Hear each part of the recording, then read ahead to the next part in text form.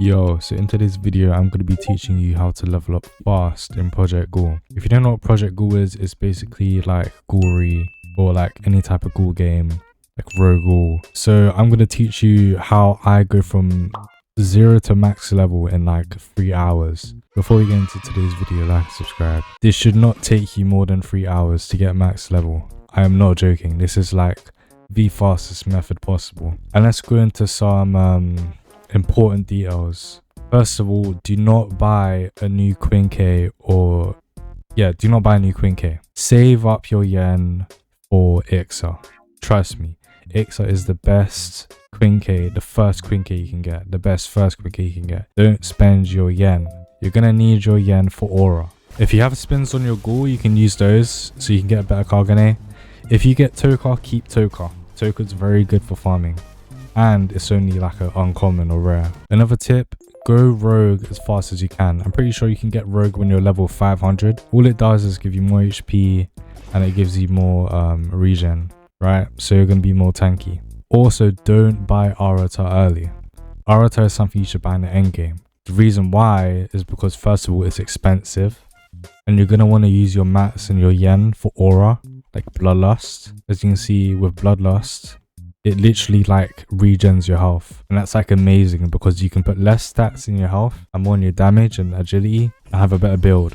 Another great tip is if you have friends, like even if you don't have friends, just message in the server like, hey, does anyone have I can't type, just type, does anyone have a free like Arima coat? Because it's like the easiest thing. Like I've had like 20 of them at once, right? But I gave a lot away. So just ask if anyone has like an Arima coat or a Noro coat, right? Because these are going to give you buffs, like a big buff, right?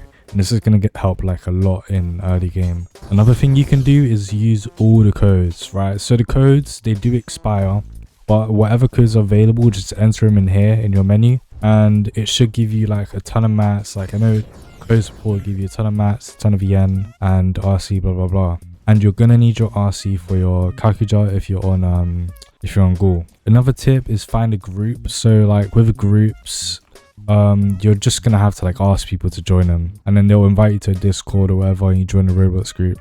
But overall, these people will help you, and you'll gain friends and people to do like raids with, and people to give you stuff. There's a lot of like good players are in groups. Like the top players can give you like good stuff, and that will boost you a lot. Another thing you can do, like this is very important, if someone's farming in the same area as you, server hop ASAP.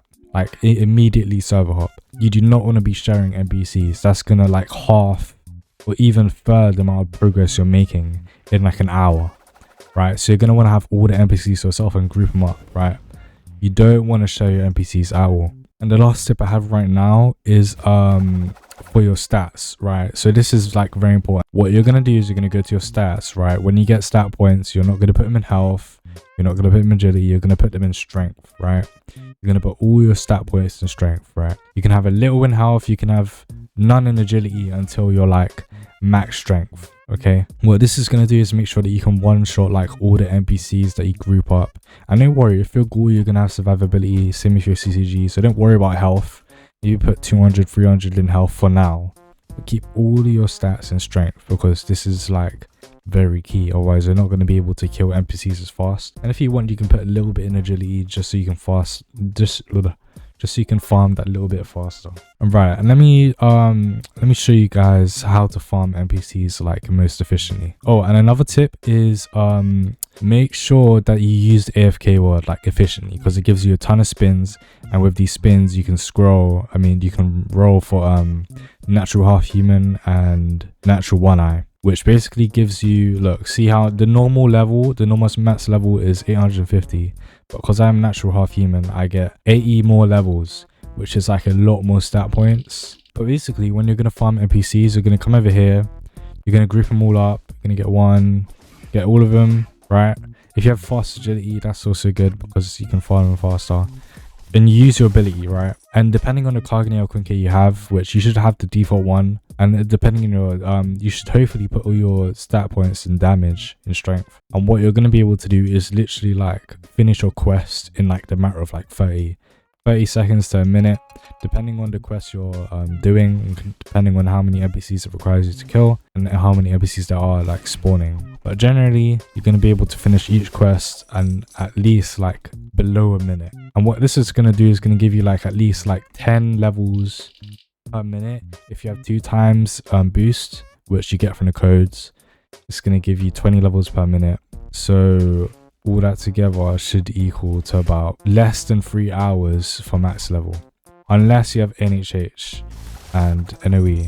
And also a tip for NHH and NOE, don't save your spins. Use your spins as soon as you can, especially from the codes, because those give a lot of spins. And when you're going to sleep, like just put your PC to AFK, and what the AFK wall does is it like automatically teleports you, so you don't need to worry about disconnecting. And you're gonna wake up to like 400 spins. And then if you go to school, just put on AFK and you're gonna come back home to like another 400 spins. So that's 800 spins in total that you're gonna have. And the requirement for NHH or NOE is like about, NOE is easier to get than NHH, and NHH you can get in about like 1k to 2k spins. It will take around that much, but some people get lucky.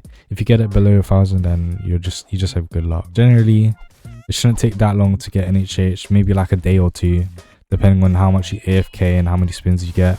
And also, when you're spinning, you don't have to worry about like, you can spam. You use an auto clicker, trust me. And especially when you're farming NPCs, use an auto clicker. This just means that you can gather them up faster and then you can kill them faster and blah blah blah. And also with the spins, it just means that you can like finish all your spins as fast as possible, because doing it manually takes forever. Trust me, I've been there. Don't worry about accidentally spinning off NHH or NOE if you do get it, because with NHH it automatically takes away your spins, so you can't spin anymore and you have it forever. And that's the same with NOE. It's like you can keep spinning but you have it forever, but you only keep spinning on your Ghoul slot for different Kagenes, right? So you don't have to worry about losing your NOE and whatnot once you get it. Also, do not buy artificial NOE or NHH. Like if you go over here, artificial game pass, bro, it gives you, instead of 930, you get 900. And not to mention, it's like £40. It's something like 4,000 Robux. Like, bro, don't buy it, trust me. It's so much easier. You can get NHH and NOE in like 2 days, 3 days max, depending on how good your luck is. But on average, it should take you 3 days, 2 days. If you've done everything that like I've said so far, you're pretty much set to like grind to max level in like 3 hours. Like it's not hard at all. Like I speedrun a lot of like simulator games, so I would know, like trust me. You can trust me, bro. And basically, when you kill the NPCs, make sure that you grip them. Like you grip or eat them with your Queen Kill Kagane. What this is going to do is going to give you more RC cells, which is going to help you get your Kakaja early on your Ghoul slot. And with CCG, it just gives you like more respect, I guess, which increases your rank. And also, make sure to rank up as fast as possible. And if you have like a high level friend, ask him if you can kill him, because trust me, ranking up, it gives you boost, like massive boost, especially if you're on Rogue. Like it gives you like massive boost, bro. So make sure to rank up, like prioritize ranking up, trust me. And once you're done leveling and you're max level, what you're going to do is you're going to reset. And basically, you see in chat, there's going to be a bunch of people saying like, oh, raid, no raid, blah, blah, blah. If you're max level, you're able to solo Arima and Kuzan raid, which is over there. If you use your sense in the bottom right, you can see where all the stuff is. So there's Kuzan raid over there, Arima raid. Arima raid is level 350, so it's super easy. And Kuzan raid is level 500, but Kuzan is like a walking statue, so you can pretty much solo him in like, I don't know, like under a minute if you're max level. And by the way, this is the best build for NHH or NOE. This is the best build. You don't want your agility to be like above 149, because once it's above 149, all it does is reduce your dash cooldown, which is useless basically, because you really have it quite low. And yeah, just you want to have max strength always on any build you're playing, even if it's like a tanky build. Just make sure you have max strength. Basically, once you're max level, you're gonna be doing like a lot of raid farms for items and materials for more auras and whatnot. Basically, you just come here, you defeat the boss. This is why you're gonna choose Ixar, because like it's like the best Queen K to get once you're max level. or the best early Queen K to get. But until then, just use the starter Queen K, because this one's like super spammy and you can like do a lot of damage with it. And the other Queen Ks, they're only really good for like Gauntlet or like PvP. I mean, SSSR does a lot of damage, but it takes a lot of materials to kind of upgrade once you're starting the game. But basically, you're just gonna kill the boss. It's not that hard depending on how many people you're playing with. And that's also why you should get like a raid group, because they're gonna help a lot, especially if they're high level. What they're gonna do is, right, they're gonna have these items, and what the items do is like regen your health, so they're gonna like defeat the boss really quick. But what you're always gonna wanna get enough damage, because I'm pretty sure it's like 14% is like the minimum damage you can get to get rewards. So make sure you're getting enough damage. And yeah, once you kill the boss, it's going to tell you what your rewards are. Sometimes you'll get like an item like Nora's coat or infused Nora's coat, depending on the boss you're doing. You'll get an item. But yeah, and if you spawn at Untake, you can literally just come over here and do Kuzen if it's not on cooldown. But yeah, and also for like the regen items, I'm doing this really quickly, by the way, I don't want to waste your time. So you're gonna want to get Pav, which is Prime Armored Vengeance. You can get normal Armored Vengeance, but it isn't as good. What this does is it regens like part of your health like 40% of the time, I'm pretty sure. And you're only gonna get Bloodlust, which is like 3.5 million yen and like 55k mats from Merchant. And I think Merchant actually spawned in the server, so let me go see if I can find him. But yeah, the Merchant, he's either gonna spawn like over there in that garage area, over here on this tree, or in CCG base. But basically, you're gonna come, you're gonna interact, and damn, he's selling corrupted coat. I would buy that if I had enough yen. Unfortunately, I don't. But don't get Blood Explosion. Actually, I don't even know if that's good or not. But basically, this is going to be the same like requirements for Bloodlust as well. But you're just gonna want to save for Bloodlust. Don't get White Fire, none of that. Just get Bloodlust when it comes into the shop, because that combined with Pav, what it's gonna do is it's gonna regen like all your health. With Bloodlust, I'm pretty sure it's 20% of the time, but it's even less than 20%. I don't know why this guy's attacking me. Chill. I don't know why this guy's PvPing me, bro. I swear, SSSR, I'm not even on my PvP build right now.